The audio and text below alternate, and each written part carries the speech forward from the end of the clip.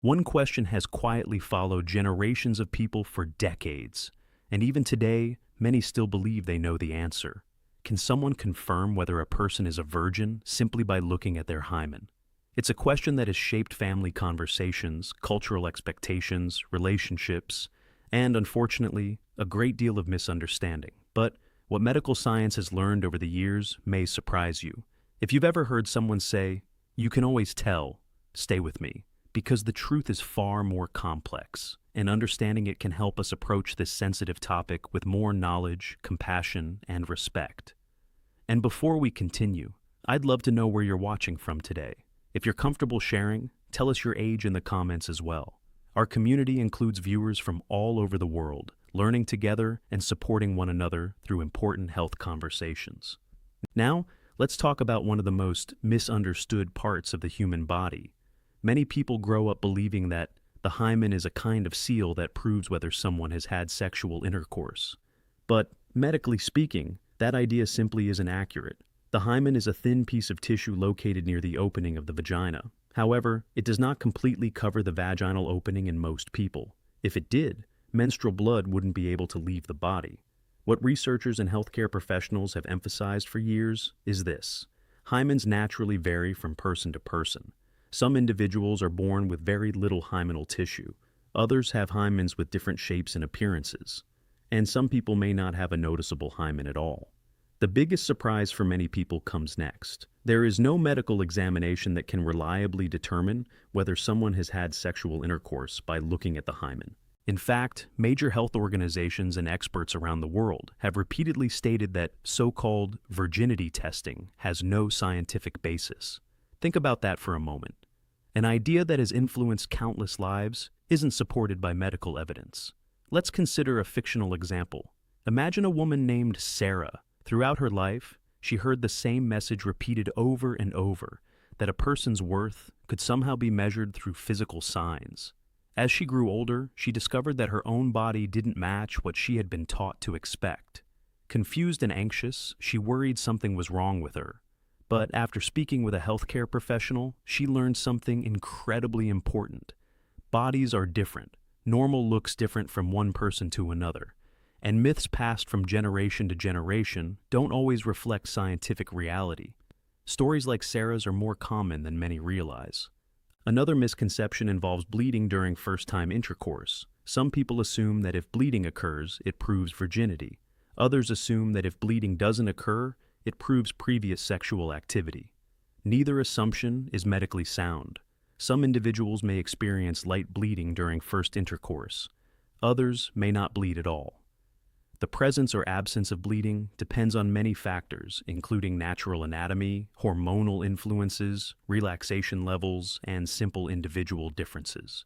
Most people completely overlook this part of the conversation. The hymen can change over time for reasons unrelated to sexual activity.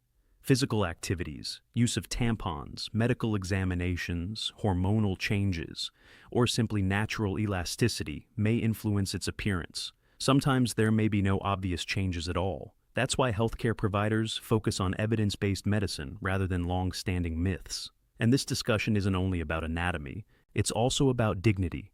For many people, misconceptions surrounding virginity have led to shame, fear, family conflict, and unnecessary emotional distress.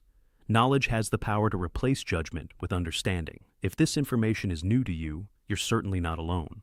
Many older adults grew up during times when access to accurate sexual health education was limited. Conversations about reproductive health were often avoided altogether.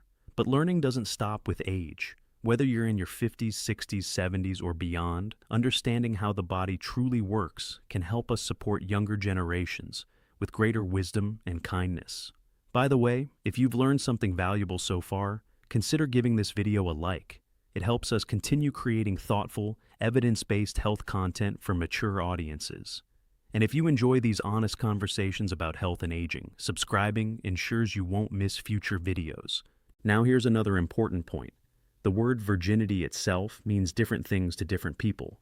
For some, it's tied to cultural traditions. For others, it's connected to personal values or religious beliefs.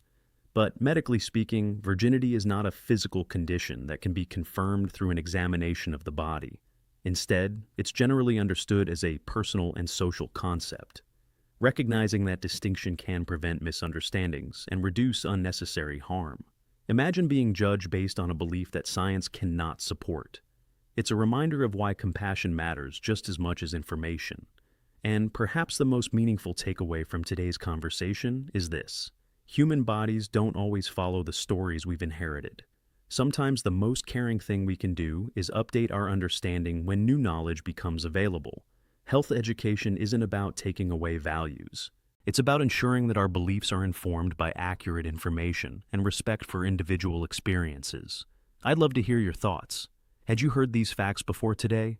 Were you taught something different growing up?